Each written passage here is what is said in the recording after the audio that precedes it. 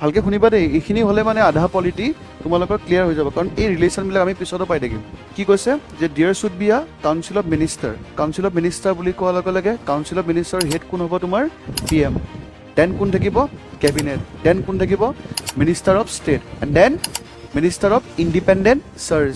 এখন কি থাকিব মন্ত্ৰী পৰিষদ থাকিব টু এডভাইজ দ্য প্ৰেচিডেণ্ট।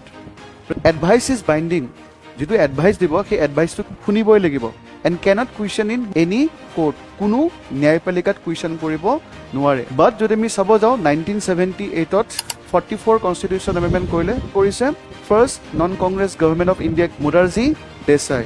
আৰু 44 কনষ্টিটিউশ্যন এমেণ্ডমেণ্ট কৰি কি কৰিলে যে প্ৰেচিডেণ্টৰ যদি এডভাইচটো যদি ঠিক নালাগে, প্ৰেচিডেণ্টে কি কৰিব পাৰে সেই পৰামৰ্শটো আকৌ কাউন্সিল অফ মিনিষ্টাৰক ঘূৰাই পঠাব পাৰে। বাট এগেইন চেম এডভাইচ উইদাউট চেঞ্জেছ আকৌ কাউন্সিল অফ মিনিষ্টাৰে ঘূৰাই পঠাব পাৰে প্ৰেচিডেণ্টক, তেতিয়া প্ৰেচিডেণ্টে শুনিবই লাগিব, ন' আদাৰ অপশ্যন।